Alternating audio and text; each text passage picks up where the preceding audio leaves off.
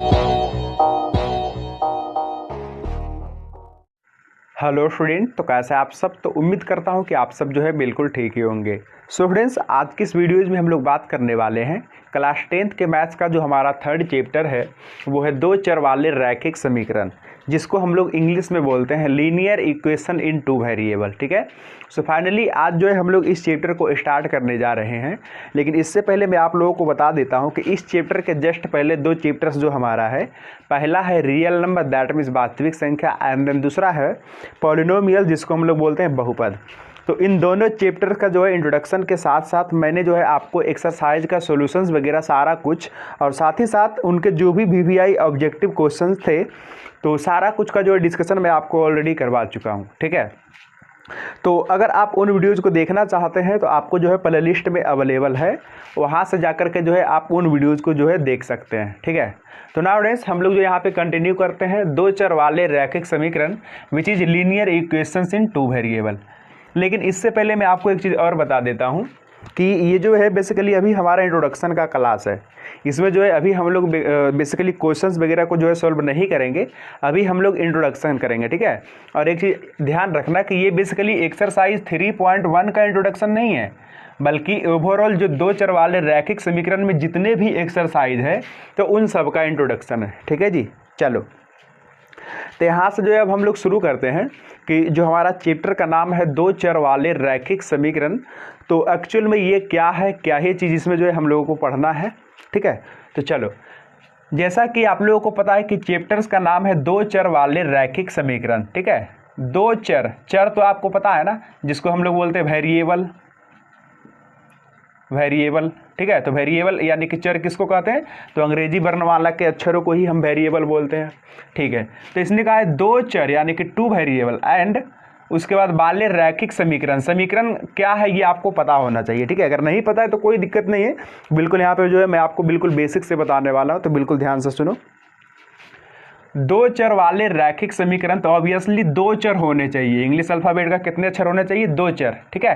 And then समीकरण का मतलब है कि इक्वलिटी का साइन होना चाहिए। ठीक है। अभी हम लोग बहुत ही डिटेल में बात करने वाले हैं, तो अभी थोड़ा सा आइडिया ले लो कि दो चर मतलब इंग्लिश अल्फाबेट का दो वेरिएबल होना चाहिए, एंड देन समीकरण का मतलब है कि इक्वलिटी का साइन होना चाहिए। चलो ठीक है।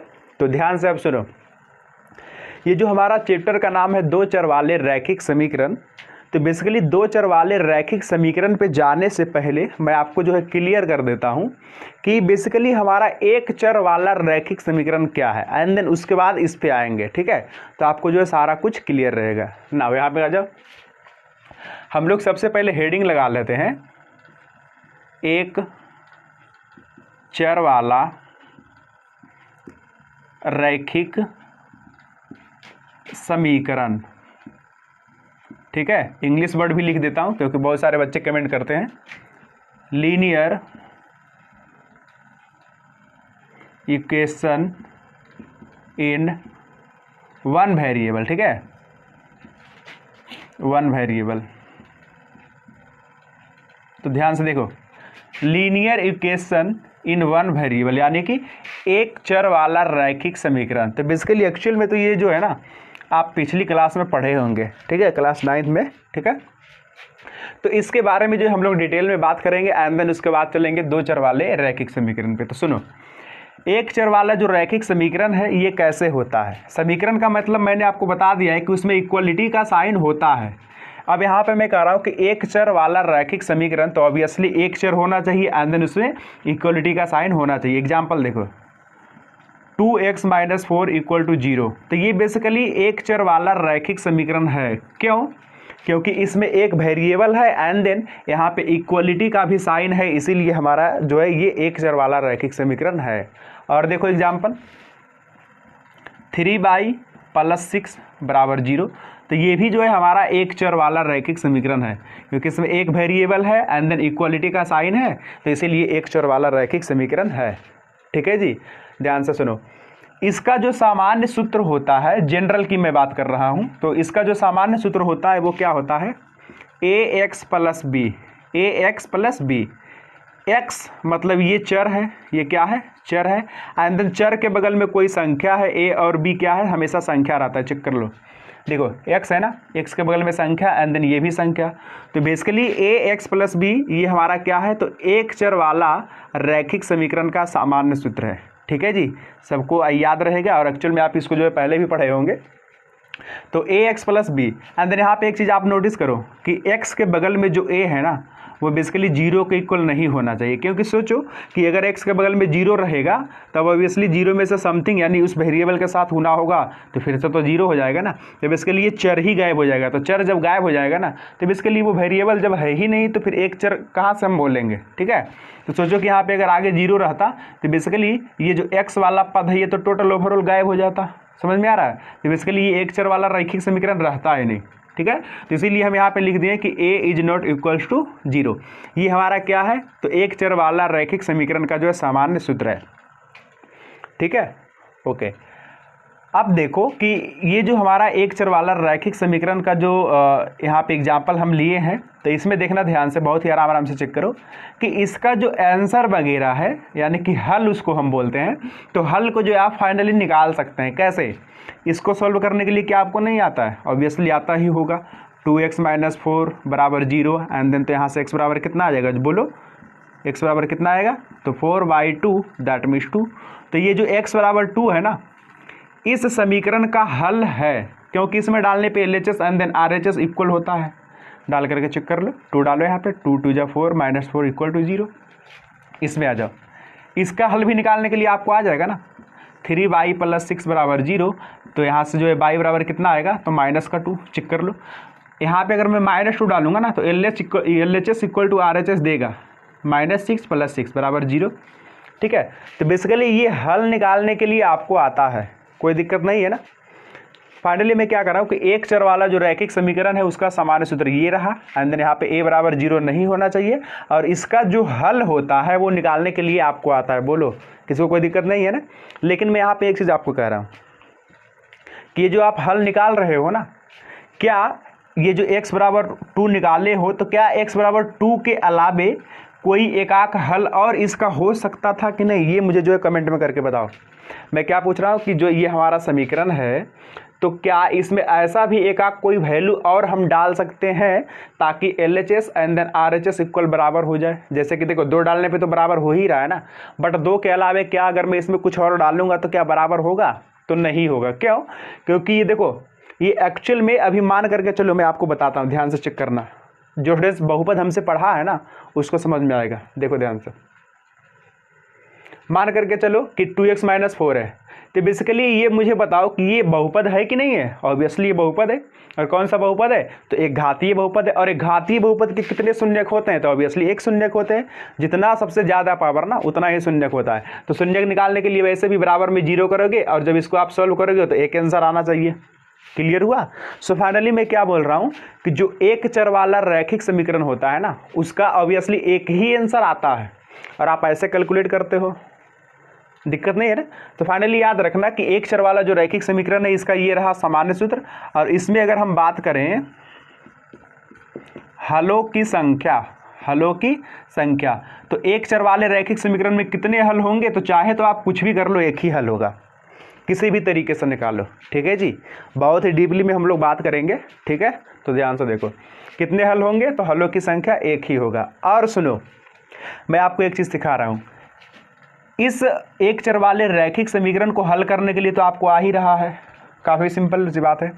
लेकिन मैं आपको एक और तरीका बता रहा हूँ। ठीक है, ये चीज़ मैं इसीलिए आपको बता रहा हूँ क्योंकि आगे जो टॉपिक आने वाला है ना उसको समझाने में जो है मुझे सहूलियत मिलेगी, आपको जो है वो अच्छे से मैं सिखा पाऊँगा। ठीक है, 1 सेकेंड। हाँ, सो फाइनली देखो ये जो 2x - 4 है ना एंड देन बराबर 0, तो देखना बहुत ही ध्यान से चेक करो, इसको सॉल्व भी तो करना है। और सॉल्व करने का मतलब क्या है कि यहाँ पे ये जो वेरिएबल है ना इसके जगह पे कोई ऐसा संख्या बताओ ताकि LHS and then RHS equal हो जाए, LHS and then RHS equal हो जाए।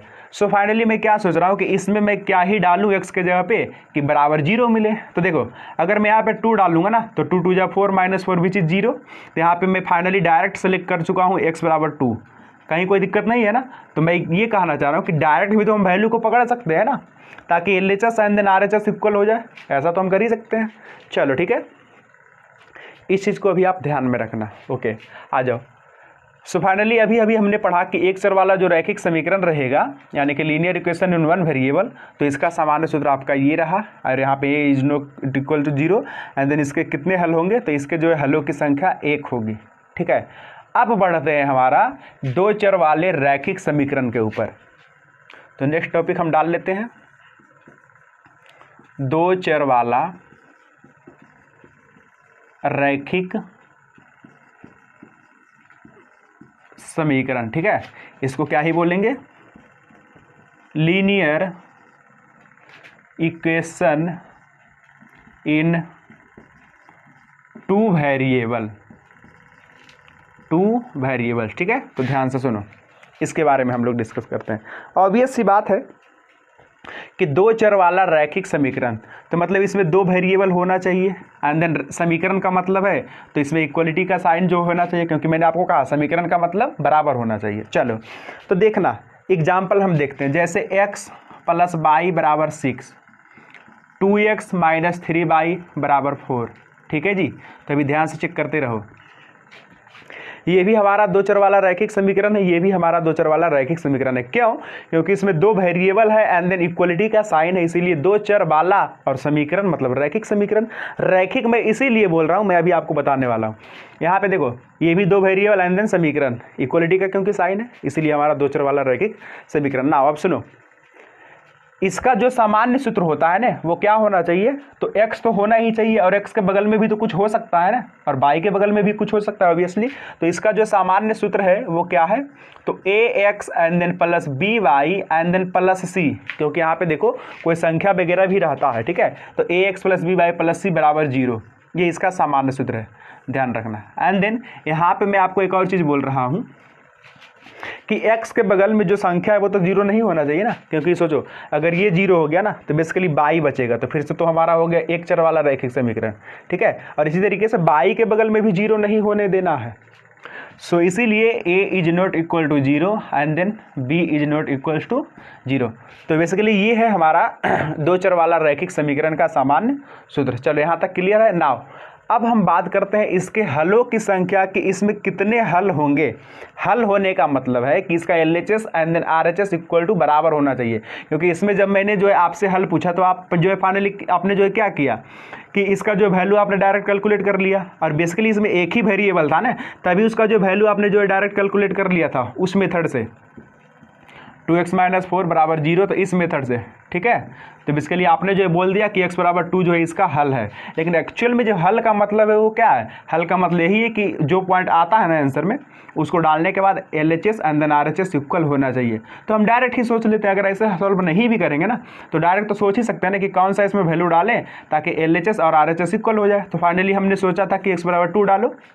ठीक है, तो अगर मैं आपसे बात करूं कि ये जो देखो हमारा दो चर वाला रैखिक समीकरण है ना, तो इसके कितने हल होंगे, तो यहाँ तो देखो बेसिकली दो वेरिएबल है ना, और इसके कितने हल होंगे, तो यानी बेसिकली हम बात कर रहे हैं कि दो चर वाला जो रैखिक समीकरण है उसके कितने हल होते हैं।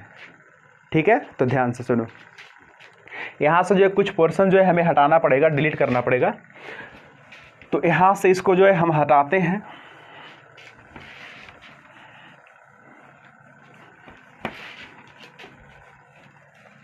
ठीक है, तो आ जाओ इस क्वेश्चन को देखो, x + y = 6, x + y = 6, तो ये भी तो दो चर वाला रैखिक समीकरण ही है ना। अब ध्यान से सुनो, मैं क्या सोच रहा हूँ कि x और y के जगह पे मैं क्या डालूं ताकि 6 आ जाए, और यही होगा उसका हल।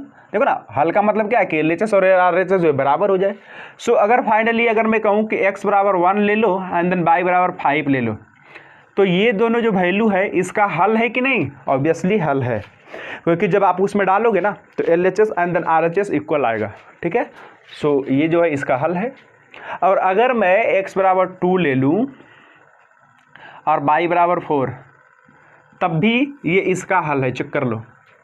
इस तरीके से तो हमको लगता है ढेरे वैल्यू हो सकता है, x = 3 एंड देन y = भी 3 ले लो, तब भी इसका हल है, चेक कर लो, क्योंकि इसमें डालने के बाद इधर भी 6 बनेगा और इधर तो 6 है ही। सो इस तरीके से आपको क्या लगता है कितने वैल्यू हो सकते हैं, कमेंट में करो तो एक बार, मैं देखना चाहता हूँ। इस तरीके से जो इसका हल है तो आप कितने वैल्यू बता सकते हो और 6 ला सकते हो, बताओ जल्दी से, उसके बाद मैं आगे बढ़ूँगा। ठीक है, चलो सो मैं फाइनली कह रहा हूँ कि इस तरीके से एक्स एंड वाई का ही वैल्यू सेलेक्ट करना है ना। तो दुनिया में बहुत सारा वैल्यू हम सेलेक्ट करके बता सकते हैं, मतलब कि अनंत। मैं तो यहाँ तक ये भी बोलता हूँ ना कि आप x बराबर कुछ भी ले लो, x बराबर कुछ भी मन में सोच लो, और जो भी आप मन में सोचोगे ना, तो मैं जो y बराबर बताऊँगा उसमें जोड़ने के बाद, मतलब आपका वाला x और मेरा वाला y जोड़ने के बाद 6 आएगा।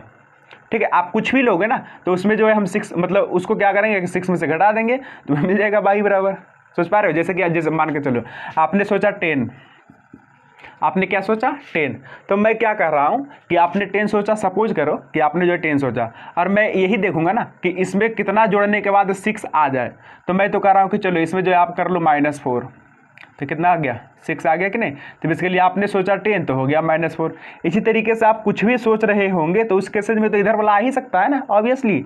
तो कहने का मतलब है कि जो 2 चर वाला रैखिक समीकरण होता है ना, चेक कर लो इसके कितने हल होते हैं, तो इसके अनंत हल होते हैं। इसके जो है हलों की संख्या जो है फाइनाइट नहीं होती है, ढेरे सारा हल होते हैं। ठीक है, इसको आप जो है कैलकुलेट नहीं कर सकते, लेकिन हाँ चेक तो कर सकते हैं ना कि जैसे x बराबर 1 y बराबर 5 इसका हल है कि नहीं है, ये वाला इसका हल है कि नहीं है। हाँ ऐसा कर सकते हैं, बट इसके हल कितने होते हैं, तो अनंत हल होते हैं। ठीक है, सो फाइनली यहाँ पर मैं लिख देता हूँ हलों की संख्या, हलों की संख्या। ठीक है, तो इसके जो हल होते हैं अनंत हल होते हैं, अनंत हल। ठीक है जी, इसको आप जो ध्यान में रखना ना। आगे बढ़ते हैं। अभी अभी हमने देखा कि एक चर वाला रैखिक समीकरण का सामान्य सूत्र क्या है, उसके कितने हल होते हैं, और इसमें जो 2 चर वाला रैखिक समीकरण है इसका सामान्य सूत्र ये रहा, और a बराबर नहीं होना चाहिए 0, b बराबर भी नहीं होना चाहिए 0, एंड देन इसमें जो है कितने हल होते हैं, तो अनंत हल होते हैं। ठीक है, नाउ अब आगे बढ़ते हैं, ध्यान से सुनो। हम चाह रहे हैं कि जो हमारा 2 चर वाला रैखिक समीकरण है, जो हमारा 2 चर वाला रैखिक समीकरण है, तो इसके तो बेसिकली है तो अनंत हल, लेकिन हम ऐसा चाहते हैं कि इसका कोई पार्टिकुलर आंसर आ जाए। मतलब कि कोई जैसे एक चर में देखो ना, जैसे एक चर में क्या होता था कि कोई फिक्स आंसर आता था 2x - 4 बराबर 0, तो इस तरीके से आप इसको हल करोगे तो एक ही वेरिएबल है ना, तो एक ही आंसर आता है। तो इसी तरीके से हम इसमें भी चाह रहे हैं कि क्या इसका कोई ऐसा उपाय है ताकि इस 2 चर वाले रैखिक समीकरण को सॉल्व करने के बाद हमारे पास कोई फिक्स आंसर आए। तो हाँ है, ठीक है। और वो तरीका क्या है कि जब आपको 2 चर वाले रैखिक समीकरण का फिक्स वैल्यू चाहिए ना, तो इसके लिए आपको 2 समीकरण लेना पड़ेगा। कितना समीकरण लेना पड़ेगा, 2 समीकरण। कौन सा 2 समीकरण, तो 2 चर वाले रैखिक समीकरण जो है वो 2 ठो लेना पड़ेगा। देन उसके बाद जो है आपके पास फिक्स आंसर आ सकता है। तो यहाँ पे हम क्या कर रहे हैं कि चलो सपोज करो कि 2 समीकरण हम ले रहे हैं, और 2 समीकरण इस तरीके से, पहला है a1x b1y and then plus c1 बराबर 0। उसके बाद a2x and then plus b2y and then plus c2 बराबर 0। ये हमारे पास 2 समीकरण है। ठीक है जी, अभी आराम आराम से चेक करो। और दोनों देखो, पहला भी हमारा 2 चर वाला एक रैखिक समीकरण है। रैखिक में क्या कर रहा हूँ ये भी मैं अभी आपको बताने वाला हूँ। ठीक है, और देखो ये भी जो है हमारा 2 चर वाला रैखिक समीकरण ही है। तो अगर इन दोनों को ओवरऑल अगर हम मिला दें और इसमें हम देखें तो इन दोनों का ऐसा हो सकता है कि एग्जैक्टली आंसर मिले। जैसे कि देखो ना, यहाँ पे एक तो 2 चर वाला रैखिक समीकरण था, तो उस केसेस में तो अनंत हल था। तो कोई सा भी आप ले लो 2 चर वाला रैखिक समीकरण, उसका अनंत हल रहेगा। लेकिन अगर हम लोग चाह रहे हैं कि नहीं इसका फिक्स आंसर आना चाहिए, तो बेसिकली इसके लिए हमें क्या करना पड़ेगा, 2 समीकरण लेना पड़ेगा। तो देखो हमने यहाँ पे 2 समीकरण पकड़ रखा है। ठीक है, चलो ठीक है। तो अब सुनो, मैं आपको बस एक चीज़ कह रहा हूँ, और इसको जो आप लोग एकदम बहुत ही ध्यान से याद रखना, आगे मैं इसका जो है डिस्कशन कराऊंगा। ठीक है, तो सुनो, जो हमारा एक चर वाला रैखिक समीकरण था, तो इसका तो सामान्य सूत्र था ax + b बराबर 0। ठीक है जी, एंड देन a बराबर नहीं है 0। तो इसका जो ग्राफ होता है ना, इसका जो ग्राफ यानी कि आलेख, तो इसका ग्राफ होता है सरल रेखा। क्या होता है, सरल रेखा। 9th क्लास में जो है आप पढ़े होंगे। ठीक है, तो इसका जो है मैं डिस्कशन आपको नहीं करा रहा हूँ, काफ़ी सिंपल सी बात है। देखो करा ही देता हूँ, क्या ही 2x - 4 बराबर 0। तो यहाँ से जो है फाइनली आप वैल्यू निकालो, x बराबर कितना आएगा, 2 आएगा ना। तो इसका जो है आपको ग्राफ ड्रॉ करने के लिए आता है कि नहीं आता है, इस तरीके से 1 एंड देन 2, x बराबर 2 लेना है ना। तो ये हो गया 1 एंड देन 2। तो x बराबर समथिंग होता है ना, तो लाइन बाई के पैरेलल जाता है, याद कर लो। एक चर वाला रैखिक समीकरण का ग्राफ कैसे खींचना है मैं भी आपको तुरंत सिखा रहा हूँ। कि पहले तो वहाँ से आप जो है वैल्यू कैलकुलेट करो, ठीक है। और अगर x बराबर समथिंग आए तो लाइन जो है बाई के पैरेलल होगा, और अगर बाई बराबर समथिंग आए तो लाइन x के पैरेलल होगा। तो देखो x बराबर समथिंग है ना, तो लाइन जो है इसके पैरेलल होगा। किसके पैरेलल? तो बाई h के पैरेलल, यानी इसके पैरेलल। चेक कर लो समांतर है कि नहीं, इस तरीके से खींचना होता है।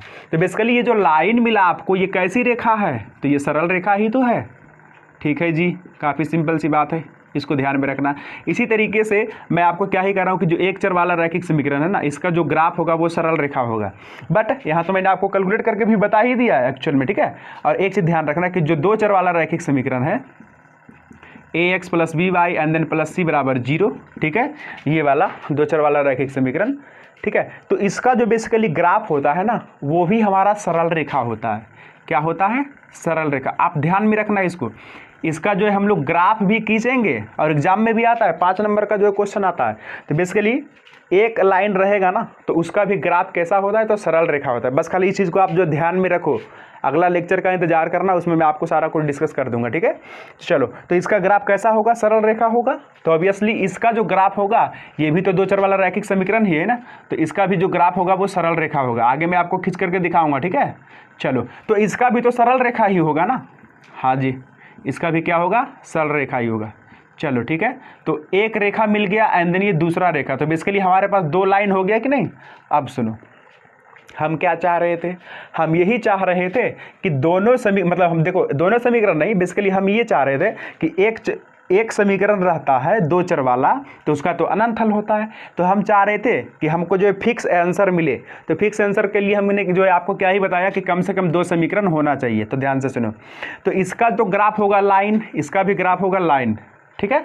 तो इन दोनों का जो एक आंसर आएगा, तो एग्जैक्टली वो वाला आंसर होगा जो दोनों का लाइन होगा ना। तो दोनों का लाइन जहां पे कट करेगा, तो अगर एक पॉइंट पे कट गया तो एक आंसर, दो पॉइंट पे कट गया तो दो आंसर, तीन पॉइंट पे कट गया तो तीन आंसर, अगर ढेरे सारा पॉइंट पे कट गया तो ढेरे सारा आंसर, ठीक है। तो ध्यान से सुनो, तो मेन बात तो ये है ना कि दो लाइन तीन पॉइंट पे कट कर ही नहीं सकता है। इसका तीन ही केसेज होता है। कितना केसेज होता है? तीन ही केसेज होता है। कौन कौन? तो चेक करो। दो लाइन या तो ऐसे कट कर सकता है, चेक करो, अभी मैं आपको बता रहा हूँ। दो लाइन या तो ऐसे हो सकता है पैरेलल, या तो दो लाइन एक दूसरे के ऊपर ही हो सकता है, ठीक है। तो इसको बोलते हैं प्रतिच्छेदी, इसको बोलते हैं समांतर, और इसको बोलते हैं संगत। अभी मैं आपको बता रहा हूँ, इसका आगे भी डिस्कशन होगा, तो ध्यान से सुनो। तो इस केसेज में देखो, एक पॉइंट पे कट किया तो यहाँ से x बराबर एंड देन y बराबर कोई फिक्स वैल्यू आएगा जो कि दोनों समीकरण को सेटिस्फाई कर जाएगा, और वही होगा दोनों समीकरण का आंसर। क्लियर हुआ सबको? इसमें आ जाओ। इसमें देखो, दोनों लाइन किसी भी पॉइंट पे कट नहीं कर रहा है, इसीलिए इसका कोई भी हल नहीं होगा। ऐसा x और y का कोई भी वैल्यू नहीं होगा जो कि दोनों में डालने के बाद LHS एंड देन RHS जो है आपको इक्वल मिले। ऐसा कोई भी वैल्यू नहीं होगा, ठीक है। यहाँ पे आ जाओ। यहाँ पे जो ये हमारा है ना, तो इसमें तो बेसिकली ओवरऑल सब के सब पॉइंट जो है दोनों में है, लाई कर रहा है, ठीक है। तो इसीलिए इस केसेज में जो होगा हमारा दोनों रैखिक समीकरण का अनंत हल होगा, ठीक है। सबको समझ में आ गया? तो ठीक है जी। तो बेसिकली अब जो है, अब इतना तक ही रहने देते हैं, लेकिन नेक्स्ट क्लास में हम लोगों का क्या डिस्कशन होगा वो जो है मैं आपको अभी बताता हूँ। नेक्स्ट क्लास में हम इस चीज़ का डिस्कशन कर रहे होंगे कि देखो, ये दो लाइन्स है।